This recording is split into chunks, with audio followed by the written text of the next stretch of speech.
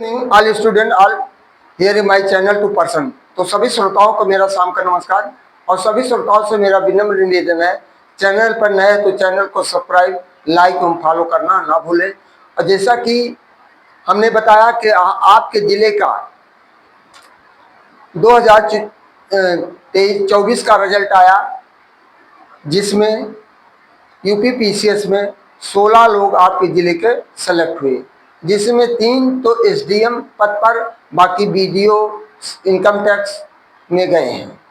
तो इस तरह ऐसे व्यक्तियों को, जैसे जैनापुर की श्री डॉक्टर श्री अवधेश चौधरी की सुपुत्री सृष्टि, और इस तरह पूजा तिवारी त्रिपाठी और विपिन यादव और गल्ला जो आईएएस भी हुए हैं, और इस तरह के लोगों को जब सुनते हैं तो बड़ी अपार खुशियाँ होती है। जैसे ताहिरपुर का एक लड़का है जो आइडियल साइंस अकेडमी से पढ़ा हुआ था कक्षा 6 से, लेकिन जब तक आपके अंदर संघर्ष नहीं होगा तब तक आप कुछ कर नहीं पाएंगे।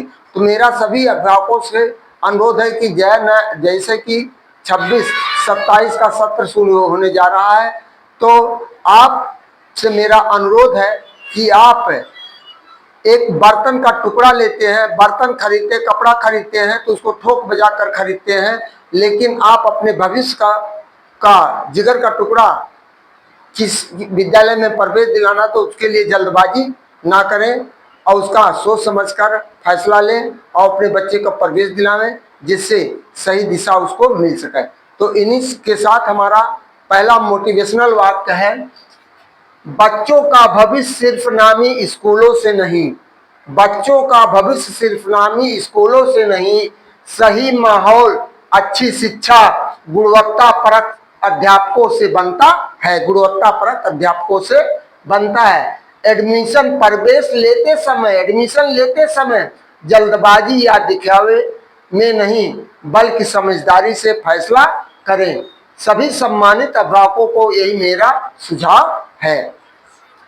दूसरा है, साथ देने वाला इंसान कभी हालात नहीं देखता, साथ देने वाला इंसान कभी हालात नहीं देखता और हालात देखने वाला इंसान कभी साथ नहीं देता। तीसरा है, सब्र का फल देर से सही पर मिलता जरूर है, सब्र का फल देर से ही सही पर मिलता जरूर है। रात कितनी भी हो, अधेरा हो, सूरज हर रोज निकलता जरूर है। दिल में अपने हौसले रख, हर दर्द ढलता जरूर है। वक्त भले ही परखे मगर कोशिशों से नसीब बदलता जरूर है। अंतिम में है चौथा, फकीर मिजाज हूँ मैं अपना अंदाज औरों से जुदा रखता हूँ। फकीर मिजाज हूँ मैं अपना अंदाज औरों से जुदा रखता हूँ। लोग जाते हैं मंदिर और मस्जिद में, मैं अपने दिल में खुदा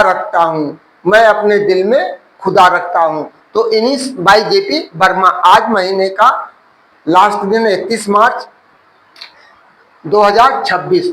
तो प्रतियोगी परीक्षाओं हेतु प्रमुख सामाजिक संगठन, संस्थापक तथा अन्य उपयोगी बिंदु। तो संगठन, संस्थापक, वर्ष, स्थान।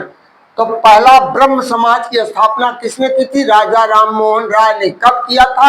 1828। कहाँ किया था? कलकत्ता में। दूसरा, आत्मीय सभा किसने किया था? राजा राम मोहन राय ने 1815 में। कहाँ किया था? कलकत्ता में।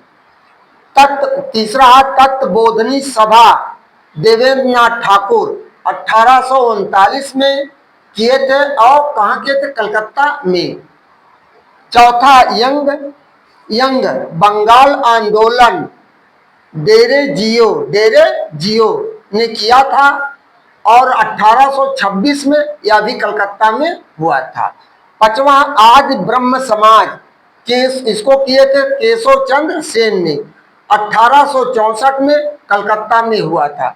छठवां, प्रार्थना समाज, इसकी स्थापना आत्माराम पंडुरंगा ने किया था 1867 में, मुंबई में किए थे। 7वां है आर्य समाज, स्वामी दयानंद सरस्वती ने किया था 1875 मुंबई में। 8वां है अलीगढ़ आंदोलन, सर सैयद अहमद खां 1875 में किए थे अलीगढ़ में।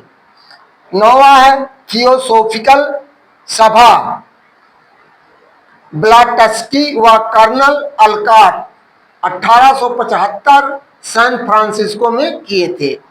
10वां है रामकृष्ण मिशन, स्वामी विवेकानंद 1897 बेल्लूर में। 11वां है सत्य शोधक समाज, ज्योतिबा फूले 1873 में पुणे। 12वां है बहिष्कृत हितकारी सभा, डॉक्टर अंबेडकर 1924 मुंबई में किए थे। 13वां है राष्ट्रीय स्वयंसेवक संघ, राष्ट्रीय स्वयंसेवक संघ डॉक्टर हेडगेवार ने 1925 में किया था और नागपुर में। कहाँ किए थे? नागपुर में। 14वां है हिंदू महासभा, पंडित मदन मोहन मालवीय ने किया था 1915 में हरिद्वार में। इन्होंने बनारस हिंदू विश्वविद्यालय की स्थापना इनके अथक प्रयास से बनाया गया। जिस तरह सर सैयद अहमद खान से के अथक प्रयास से अलीगढ़ मुस्लिम विश्वविद्यालय की स्थापना अलीगढ़ में हुई थी, उसी तरह बनारस हिंदू विश्वविद्यालय BHU की स्थापना मदन मोहन मालवीय के अथक प्रयास से हुआ था। तो अब इसके बाद हम आगे का स्रोत दे रहे हैं आपको। गांधी जी के राजनैतिक गुरु कौन थे? गोपाल कृष्ण गोखले थे। पूछा जाता गांधी जी के राजनैतिक गुरु कौन थे? गोपाल कृष्ण गोखले थे।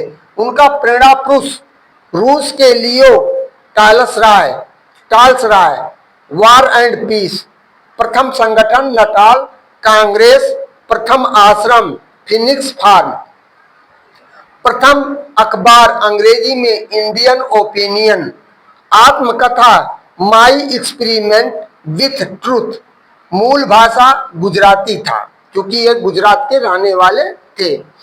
सर्वोदय की प्रेरणा रस्किन की पुस्तक अन टू द लास्ट से था। गांधी जी का आर्थिक सिद्धांत ट्रस्टीशिप पर माना जाता है। आर्थिक सिद्धांत किस पर माना? ट्रस्टीशिप पर माना जाता है।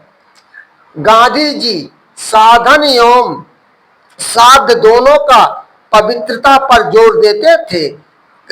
कैबिनेट मिशन के सिफारिश पर 2 सितंबर 1946 को नेहरू ने अंतरिम सरकार का गठन किया। किसके मिशन पर? कैबिनेट मिशन पर के सिफारिश पर 2 सितंबर 1946 को नेहरू ने अंतरिम सरकार का गठन किया। स्वतंत्रता के समय कांग्रेस के अध्यक्ष आचार्य JB कृपलानी थे। कौन थे? स्वतंत्रता के समय कांग्रेस के अध्यक्ष आचार्य JB कृपलानी थे।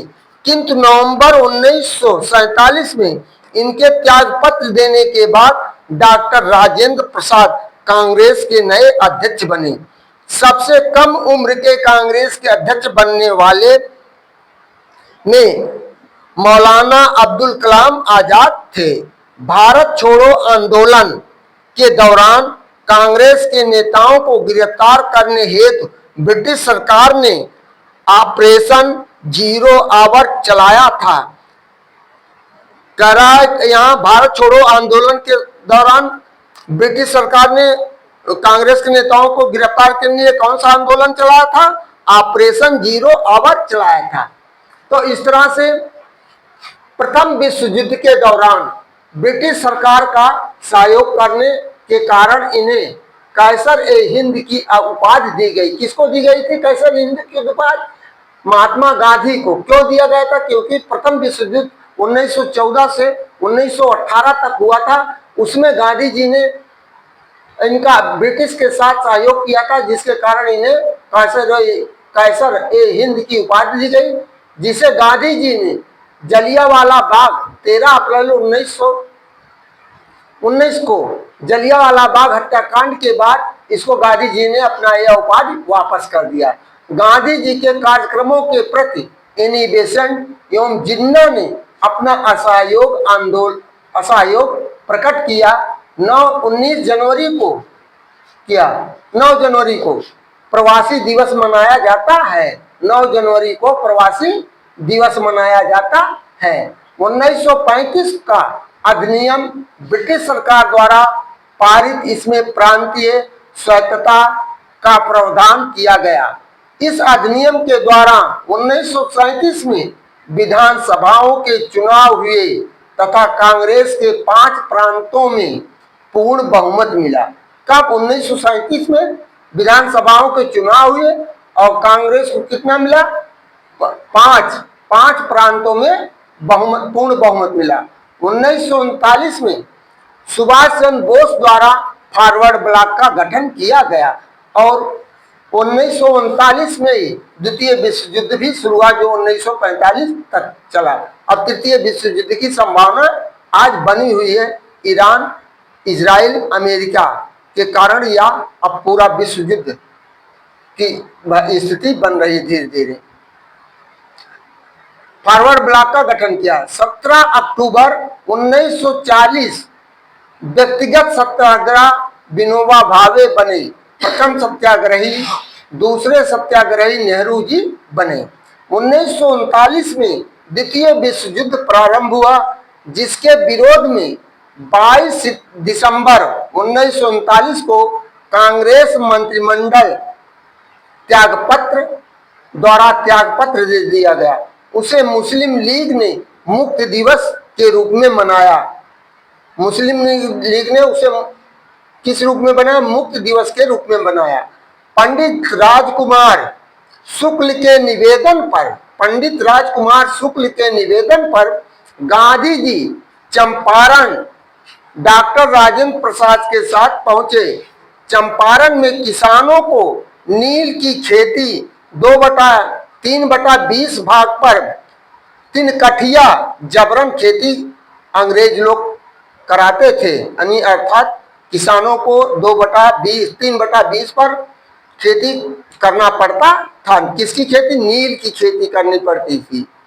महात्मा गांधी की उपाधि रविन्द्रनाथ टैगोर ने दी थी।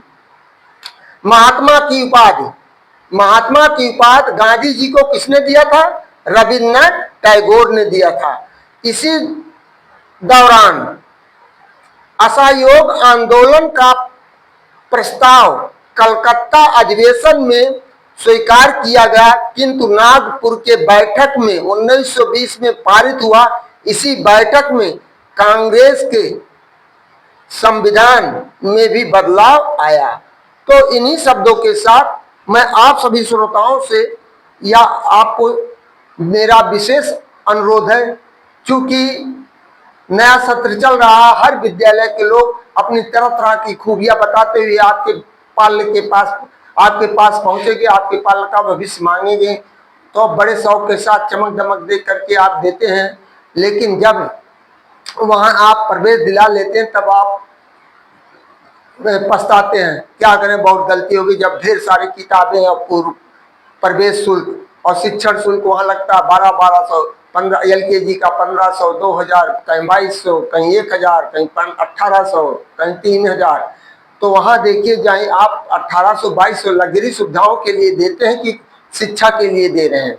यदि आप लग्जरी सुविधाओं के लिए देते हैं तो सो फॉर गुड, और नहीं तो आप शिक्षा, उच्च गुणवान शिक्षा चाहते हैं तो वहाँ के अध्यापकों को टटोल करके देखिए, वहाँ के अध्यापकों को टटोलिए, देखिए वो कैसा आपके बच्चे को भविष्य दे सकता है। शिक्षा का मन किताबी ज्ञान नहीं, सर्वांगीण विकास, उसको हर ढंग से विकसित करना चाहिए। सामाजिक, सांस्कृतिक, किताब से लेकर के यानी पूरे भौगोलिक स्थितियों का उसे जानकारी देना चाहिए। वही सही माहौल उसका विद्यालय को मिलेगा। उसके संस्कार कैसे होते हैं उसको उन्हें बताना चाहिए। उठने बैठने का तरीका बताना चाहिए कि किस तरह बच्चे, छोटे के साथ, बड़े के साथ, माता पिता के साथ कैसा व्यवहार करना चाहिए, माता पिता का दायित्व क्या है, बच्चे के प्रति क्या व्यवहार करें।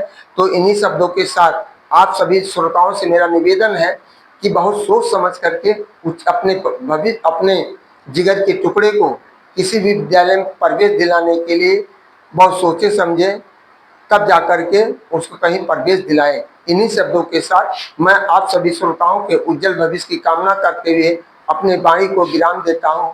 थैंक यू, धन्यवाद।